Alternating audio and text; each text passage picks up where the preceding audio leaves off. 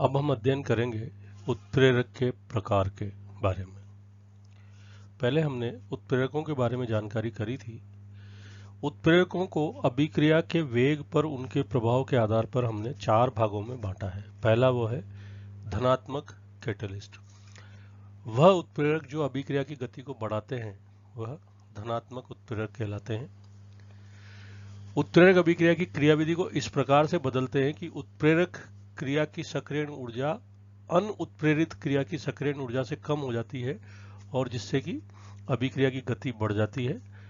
Example के रूप में हाइड्रोजन पेरोक्साइड के विलयन का अपघटन रूम टेम्परेचर पर उसकी जो एक्टिवेशन एनर्जी है वो है 76 किलो जूल पर मोल है, मंद गति से होता है। परंतु यही अभिक्रिया यदि आयोडाइड उत्प्रेरक की उपस्थिति में करवाई जाए तो एनर्जी ऑफ एक्टिवेशन रिड्यूस होकर के 57 किलो जूल प्रति मोल रह जाती है और अभिक्रिया तेजी से संपन्न होती है। दूसरे प्रकार के उत्प्रेरक हैं ऋणात्मक उत्प्रेरक यानी कि नेगेटिव कैटलिस्ट। ऐसे उत्प्रेरक जो अभिक्रिया की गति को कम कर देते हैं उन्हें हम नेगेटिव कैटलिस्ट कहते हैं। जैसे कि ग्लिसरॉल की उपस्थिति में हाइड्रोजन पेरोक्साइड के अपघटन की दर जो है वो रिड्यूस हो जाती है। उसी प्रकार से सोडियम सल्फाइड के सोडियम सल्फेट में ऑक्सीकरण की दर एथिल अल्कोहल की उपस्थिति में जो है वो रिड्यूस हो जाती है। तीसरे प्रकार के कैटलिस्ट हैं ऑटो कैटलिस्ट यानी कि स्वतः उत्प्रेरक। इसमें हम कह सकते हैं जब किसी रासायनिक अभिक्रिया में बना हुआ कोई एक उत्पाद ही उसी रासायनिक अभिक्रिया के लिए कैटलिस्ट का कार्य करता है तो इस प्रकार की अभिक्रियाओं को ऑटो कैटेलाइटिक रिएक्शन अर्थात स्व उत्प्रेरण अभिक्रियाएं कहते हैं तथा वह उत्पाद जो उत्प्रेरण का कार्य करता है उसे हम ऑटो कैटलिस्ट अर्थात स्वतः उत्प्रेरक कहते हैं। इसका एग्जाम्पल है कि जब ऑक्जेलिक अम्ल का अम्लीय KMnO4 की उपस्थिति में ऑक्सीकरण किया जाता है तो अभिक्रिया आरंभ में मंद गति से होती है परंतु कुछ समय बाद अभिक्रिया का वेग बढ़ जाता है क्योंकि अभिक्रिया में बना Mn+2 जो है वह ऑटो कैटलिस्ट का कार्य करता है। इसी प्रकार से एस्टर के जल अपघटन में से एसिटिक अम्ल तथा अल्कोहल बनता है। यहाँ पर एसिटिक अम्ल जो है वो ऑटो कैटलिस्ट का कार्य करता है। चौथे प्रकार के जो है उत्प्रेरक वो है प्रेरित उत्प्रेरक। जब एक रासायनिक अभिक्रिया किसी दूसरी रासायनिक अभिक्रिया के वेग को बढ़ा देती है तो उसे हम प्रेरित उत्प्रेरक कहते हैं। एग्जाम्पल के रूप में सोडियम सल्फाइड वायु की उपस्थिति में सोडियम सल्फेट में ऑक्सीकृत हो जाता है परंतु सोडियम ऑर्सेनाइट का वायु की उपस्थिति में ऑक्सीकरण नहीं होता, किंतु जब सोडियम सल्फाइड व सोडियम आर्सेनाइड के मिश्रण से वायु प्रवाहित करेंगे तो सोडियम आर्सेनाइड का भी ऑक्सीकरण हो जाता है। अर्थात सोडियम सल्फाइड के ऑक्सीकरण की अभिक्रिया सोडियम आर्सेनाइड की अभिक्रिया के ऑक्सीकरण की जो अभिक्रिया है उसको हम ऑटो कैटेलाइज करती है। अब उत्प्रेरक के लक्षण, इसके बारे में हमने थोड़ी सी जानकारी पहले भी प्राप्त करी है। अभिक्रिया के अंत में उत्प्रेरक के द्रव्यमान तथा संगठन में कोई परिवर्तन नहीं होता। समांगी उत्प्रेरण में अभिक्रिया का वेग उत्प्रेरक की सांद्रता बढ़ाने पर बढ़ता है जबकि विषमांगी उत्प्रेरण में उत्प्रेरक की अल्प मात्रा ही पर्याप्त होती है। समांगी और विषमांगी उत्प्रेरण के बारे में हमने पहले जानकारी हासिल कर ली है। उत्प्रेरक वेग स्थिरांक के मान को परिवर्तित नहीं करता। उत्प्रेरक की उपस्थिति से अग्र व प्रतीप अभिक्रियाओं का वेग समान रूप से उत्प्रेरित होता है जिसके फलस्वरूप जो साम्य है वह शीघ्र स्थापित हो जाता है तथा उत्प्रेरक की उपस्थिति से ऊष्मागतिज फलन अर्थात डेल्टा जी, डेल्टा एच और डेल्टा एस के मान भी अपरिवर्तित रहते हैं। उत्प्रेरक किसी अभिक्रिया को प्रारंभ नहीं करते, यह केवल अभिक्रिया के वेग को इंक्रीज और रिड्यूस कर सकते हैं। उत्प्रेरक किसी विशेष रासायनिक अभिक्रिया को ही उत्प्रेरित कर सकते हैं अर्थात प्रत्येक उत्प्रेरक सभी प्रकार की रासायनिक अभिक्रियाओं को उत्प्रेरित नहीं कर सकता है। प्रोमोटर्स के बारे में हमने पहले से जानकारी कर ली थी। प्रोमोटर्स वे होते हैं जो उत्प्रेरक के साथ मिलाने पर उत्प्रेरक की एक्टिविटी को बढ़ा देते हैं परंतु स्वयं अभिक्रिया में भाग नहीं लेते हैं।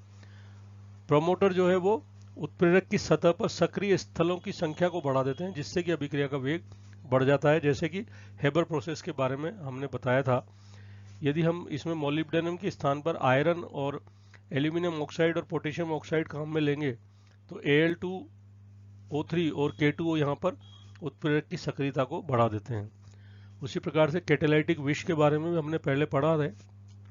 ऐसे पदार्थ जिनकी उपस्थिति से अभिक्रिया की गति कम हो जाती है वह कैटालाइटिक विष कहलाते हैं।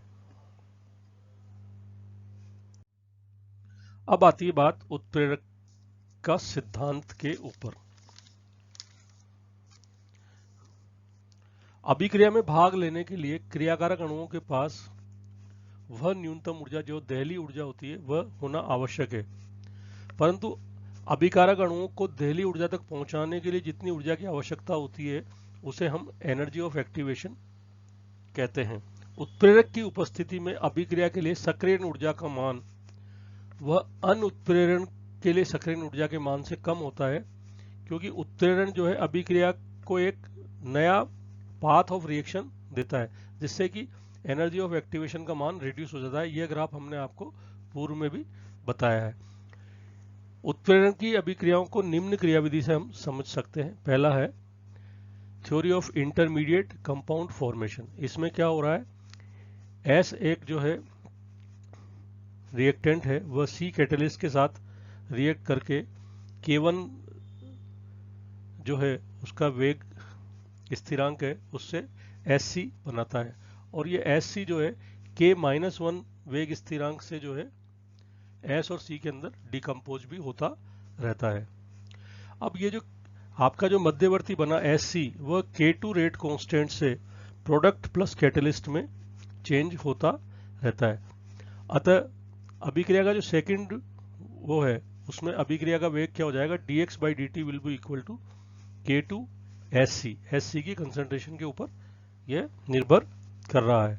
क्योंकि मध्यवर्ती यौगिक प्रथम पद में बन रहा है तथा द्वितीय पद में विघटित होकर उत्पाद तथा उत्प्रेरण बन रहा है, अतः इस पर स्थायी अवस्था स्टेडी स्टेट कंसिडरेशन लगा देंगे तो ये हो जाएगा dsc/dt will be equal to K1 S and C minus K-1 Sc minus K2 Sc will be equal to 0।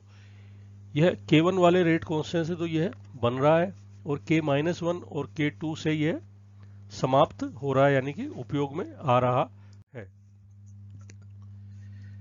तो इससे K-1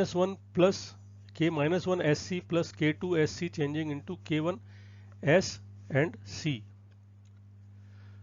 और इसको हम Sc को कॉमन ले लिया तो K-1 plus K2 Sc will be equal to K1 S और C।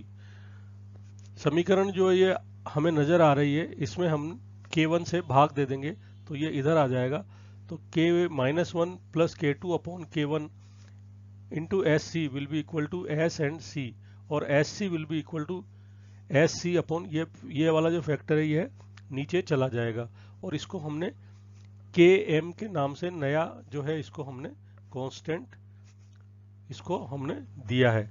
अतः समीकरण 3 में यदि हम इसका मान रखेंगे तो dx/dt will be equal to K2 Sc upon Km,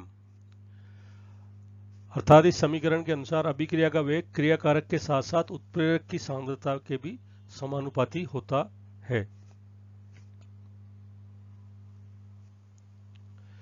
उत्प्रेरक का जो दूसरा सिद्धांत है वह है modern theory of catalysis. Modern theory of catalysis के अनुसार विषमांगी उत्प्रेरक अभिक्रियाओं में उत्प्रेरक की सतह पर क्रियाकारक अणुओं के अधिशोषण से यह अभिक्रियाएं संपन्न होती है।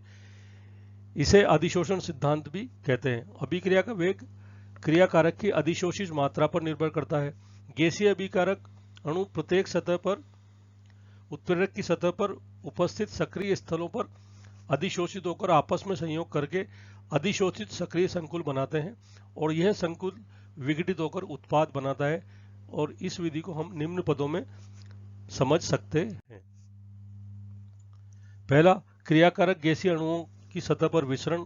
दूसरा, उत्प्रेरक की सतह के चारों ओर सभी मुक्त संयोजकताओं पर क्रियाकारक के अणु अधिशोषित हो जाते हैं। तीसरा, क्रियाकारक के अणु उत्प्रेरक अणुओं के साथ क्रिया करके मध्यवर्ती संकुल बनाते हैं, और यह मध्यवर्ती संकुल विघटित होकर उत्पाद बनाते हैं तथा उत्प्रेरक को मुक्त कर देते हैं।